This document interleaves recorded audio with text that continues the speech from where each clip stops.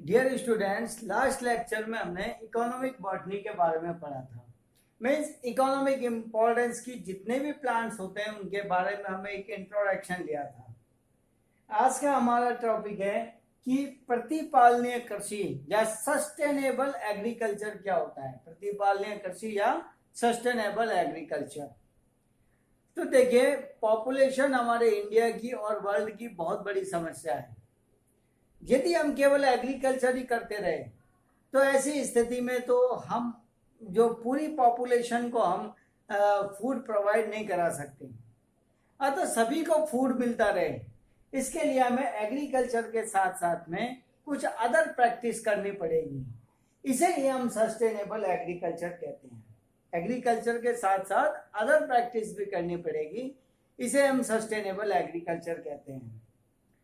तो यदि इसकी डेफिनेशन देखें तो मुख्य एग्रीकल्चर या मेन एग्रीकल्चर या कृषि के साथ साथ में कुछ इस प्रकार की सहायक क्रियाएं की जाती है जो हमारे लिए प्रोडक्शन को बढ़ा देती है, उसको हम सस्टेनेबल एग्रीकल्चर या प्रतिपालनीय कृषि कहते हैं।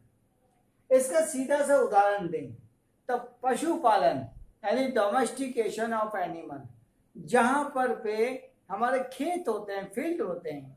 तो आपने देखा है कि भाई फसल काटने के बाद में यानी फसल लेने के बाद में बहुत सा चारा बचा हुआ रहता है, फॉडर बचा हुआ रहता है।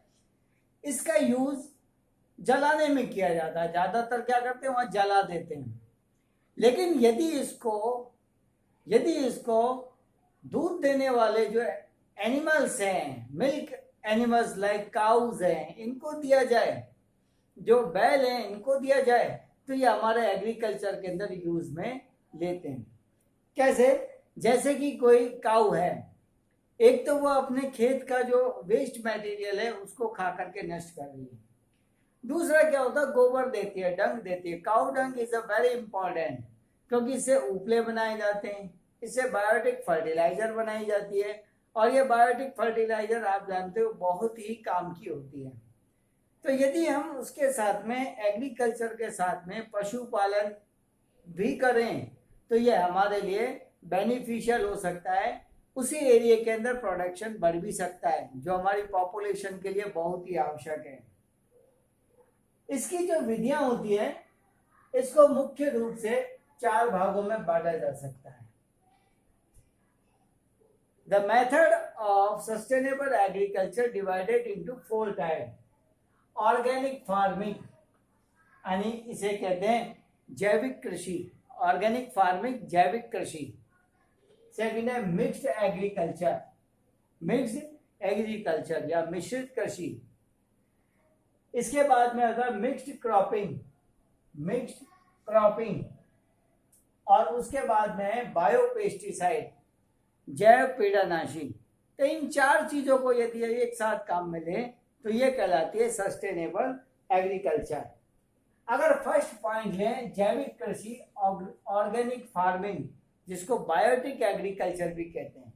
तो बायोटिक एग्रीकल्चर क्या होता है और क्या इसके फायदे होते हैं, जरा इसके बारे में भी हम देखा जाए। तो देखिए, प्रोडक्शन को बढ़ाने के लिए हम अपने फील्ड में केमिकल फर्टिलाइजर का यूज करते हैं। ऑब्वियसली केमिकल फर्टिलाइजर जो है वो प्रोडक्शन को तो बढ़ा देता है, भाई प्रोडक्शन को तो वो बढ़ा देता है।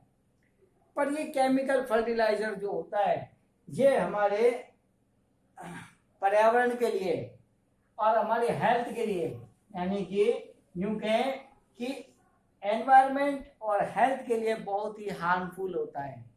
आपने कई बार सुना है कि भाई फूड पॉइजन हो गया। फूड पॉइजन किससे होता है? जो हम उसमें मेडिसिन यूज लेते हैं, जो उसमें केमिकल यूज लेते हैं, उससे फूड पॉइजन हो जाता है। कई बार आपने ये भी सुना है सबसे कि भाई आज खाने में वो दम नहीं है। आज के खाने में क्यों दम नहीं है? क्योंकि पहले तो जो बायोटिक फर्टिलाइजर में जो एग्रीकल्चर होता था, पर अब बायोटिक फर्टिलाइजर में नहीं होता। तो यूं कहें कि प्रोडक्शन को बढ़ाने के लिए हम अपने खेतों में जो केमिकल फर्टिलाइजर का यूज करते हैं, यह प्रोडक्शन को तो बढ़ा देती है पर हमारे लिए हार्मफुल होती है। तो इसके लिए ऑर्गेनिक फार्मिंग जो होती है सबसे बढ़िया होती है। ऑर्गेनिक फार्मिंग में आपने देखा है कि जो केचुआ होता है, अर्थवर्म होता है, उससे निर्मित खाद होती है, गोबर की खाद होती है। इस गोबर की खाद को यूज में लिया जाता है, जिसको बायोटिक फर्टिलाइजर कहते हैं। ये बायोटिक फर्टिलाइजर जो है ये प्रोडक्शन को तो बढ़ा देता है, पर जितनी भी इसकी हार्म होती है या इसकी हानियां होती है, इसको ये कम कर देता है। यदि बायोटिक फर्टिलाइजर को काम में लें तो उससे जो प्लांट उत्पन्न होंगे उसमें किसी तरह का कोई हार्म नहीं होगा, कोई हानि नहीं होगी। ये हमारे लिए अच्छे होंगे, हमारे लिए तो for us as well as environment it is very good. तो इस तरह के लिए इसमें क्या किया जाता है, देखो इसमें गोबर की खाद काम में ली जाती है। नाइट्रोजन फिक्सेशन करने वाले बैक्टीरिया जैसे राइजोबियम का यूज किया जाता है। इसमें और micro organism, other micro organism का यूज किया जाता है। इसमें गोबर की खाद का यूज किया जाता है। यह हार्मलेस होती है, हानि रहित होती है, और इसका उपयोग हम बड़े रूप में कर सकते हैं। अब ये क्या कर सकती है, पहला ये सॉइल की फर्टिलिटी या मृदा की उर्वरकता को बढ़ा देती है बिना किसी नुकसान के। ऑर्गेनिक फार्मिंग बिना किसी नुकसान के मृदा की उर्वरकता को या फर्टिलिटी को बढ़ा देती है। ये इकोसिस्टम में एक बैलेंस बनाए रखने का काम करती है। इसमें बायोटिक डिग्रेडेशन होता है, जैसे कि सूखी पत्तियां वगैरह होती है, ये कचरे के रूप में इकट्ठी ना हो, इसमें केचुए डाल दिए जाए तो वो इसको फर्टिलाइजर के रूप में कन्वर्ट कर देते हैं। एनर्जी के नए सोर्स का डेवलपमेंट होता है। अभी तक हमारे दिमाग में ये होता है कि भाई हम केमिकल खाद डाल दे काम हो जाएगा, लेकिन नए नए सोर्स के आने चाहिए। सबसे मेन बात होती है ऑर्गेनिक फार्मिंग या बायोटिक फर्टिलाइजर से जो क्रॉप होती है, फसल होती है, वह हाईली क्वालिफाइड होती है। इसकी गुणवत्ता बहुत अच्छी होती है। जैसे प्रोटीन कंटेंट है तो उसमें बहुत अच्छे होंगे, क्योंकि इसमें केमिकल तो है ही नहीं, इसलिए ये हमें बहुत आवश्यक और बढ़िया होगा। अब हम कहते हैं कि भाई इसमें काम क्या लें, क्या काम लें जिससे, तो हमने कहा भाई बायो फर्टिलाइजर काम में लें। बायो फर्टिलाइजर ऑर्गेनिक फार्मिंग सबसे पहले काम में लेते हैं बायो फर्टिलाइजर, यानी ऐसे माइक्रो ऑर्गेनिज्म या सूक्ष्म जीव जिसका उपयोग सॉइल की फर्टिलिटी बढ़ाने में किया जाता है, उन सभी को बायो फर्टिलाइजर कहते हैं। यानी ऐसे सभी माइक्रो ऑर्गेनिज्म जिसका उपयोग सॉइल की फर्टिलिटी बढ़ाने में किया जाता है, उन सभी को बायो फर्टिलाइजर कहते हैं। इसमें मेन हमने पढ़ा है nitrogen fixing bacteria, nitrogen fixing bacteria like rhizobium. ये एटमॉस्फेरिक नाइट्रोजन को फिक्स करके नाइट्रेट में कन्वर्ट करता है, जिससे सॉइल की फर्टिलिटी बढ़ जाती है। तो इसमें पहला जो यूज लेंगे वो है राइजोबियम। तो राइजोबियम क्या करेगा, सॉइल की फर्टिलिटी को बढ़ाने का काम करेगा। Rhizobium per year 50 to 150 kg per hectare use लिया जा सकता है। यानी इससे 50 to 150 kg पर हेक्टर, एक हेक्टर में इसको यूज कर लेते हैं। अगर ये हमने डाल दिया तो फिर हमें फर्टिलाइजर डालने की कोई आवश्यकता नहीं होती। यानी यूं कहें कि माइक्रो ऑर्गेनिज्म से 50 to 150 kg per hectare nitrogen fixation किया जा सकता है, जो कि हमारे लिए बेनिफिशियल है, जिससे अबाउट 15 to 20% एग्रीकल्चर प्रोडक्शन को बढ़ाया जा सकता है। कितना, 15 to 20% एग्रीकल्चर प्रोडक्शन को बढ़ाया जाता है। तो राइजोबियम आपने पढ़ा था, it is a symbiotic bacteria, सहजीवी बैक्टीरिया। इसी तरह से कुछ असहजीवी बैक्टीरिया भी होते हैं, जैसे एजोटोबैक्टर, क्लॉस्ट्रीडियम। ये बैक्टीरिया क्या होते हैं, फ्रीली एटमॉस्फेरिक नाइट्रोजन को नाइट्रेट में फिक्स कर देते हैं। यानी इन्हें प्लांट की आवश्यकता नहीं होती। जैसे राइजोबियम को मटर कि मटर कुल वाले पौधे की आवश्यकता होती है, जबकि इनको कोई आवश्यकता नहीं होती है। ये अपनी ही मैकेनिज्म से नाइट्रोजन को नाइट्रेट में कन्वर्ट कर देते हैं।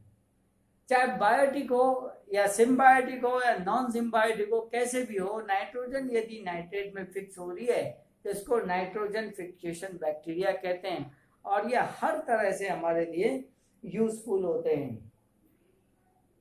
नेक्स्ट आपने सुना है blue green algae. Blue green algae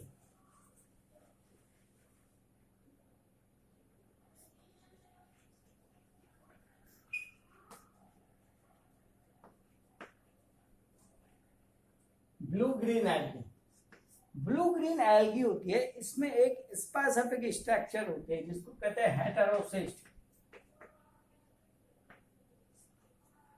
अर्थात इसमें एक स्पेसिफिक टाइप ऑफ सेल पाई जाती है जिसको हम हेटेरोसिस्ट कहते हैं।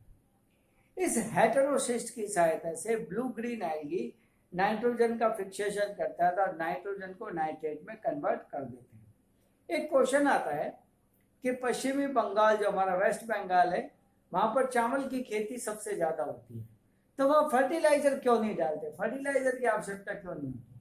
क्योंकि वहां पर ब्लू ग्रीन एल्गी का यूज किया जाता है, और ये blue green algae automatically nitrogen को फिक्स करके नाइट्रेट में कन्वर्ट कर देते हैं, जिससे प्लांट्स को फर्टिलाइजर मिल जाता है। नाइट्रेट प्लांट के लिए उपयोगी होती है।